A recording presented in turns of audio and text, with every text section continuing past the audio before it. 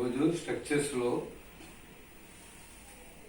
Subject verb preposition plus prepositional object ఒక formation గురించి మనం తెలుసుకుందాం. You must go for the doctor. I trusted to the sharp sense of the horse.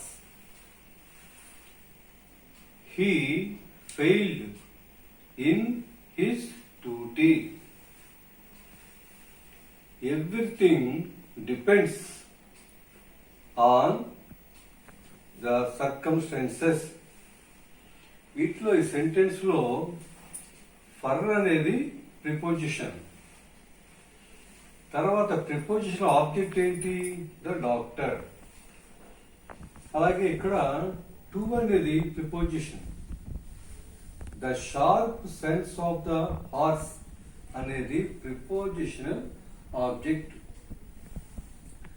ఇక్కడ in అనేది preposition. His duty అనేది preposition object. అట్లనే everything depends on the circumstances. On అనేది preposition, the circumstances అనేది preposition objective అంటారు. అంటే subject verb తర్వాత preposition, దాంతోపాటు ప్రిపోజిషన్ ఆబ్జెక్ట్ ఎలా రాయాలి అనేది మనం తెలుస్తున్నాం.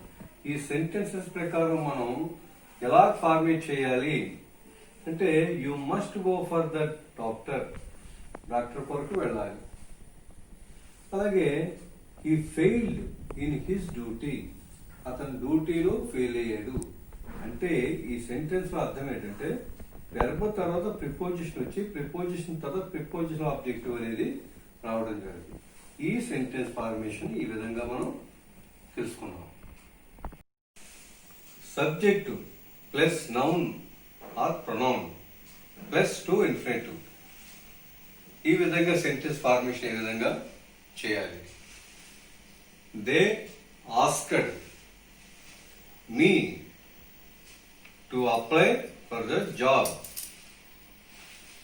తర్వాత Radha expects a son to get a job.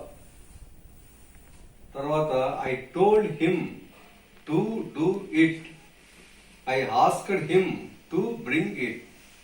అంటే ఈ సెంటెన్స్ లో ఫార్మేషన్ ప్రకారం ఏమవుతుంది?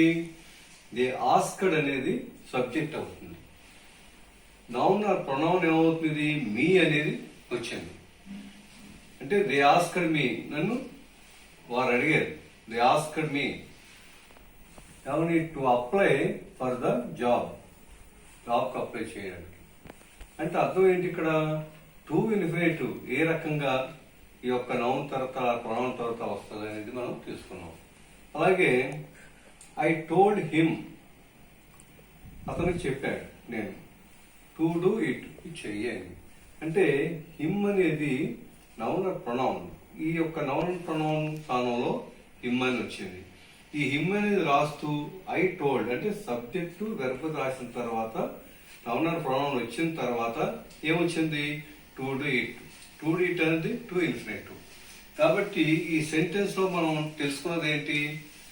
Subject noun or pronoun to infinitive అనేది సెంటెన్స్ ఫార్మేషన్ ఏ రకంగా మనం రాయాలి అనేది ఈ విషయంలో మనం తెలుసుకున్నాం.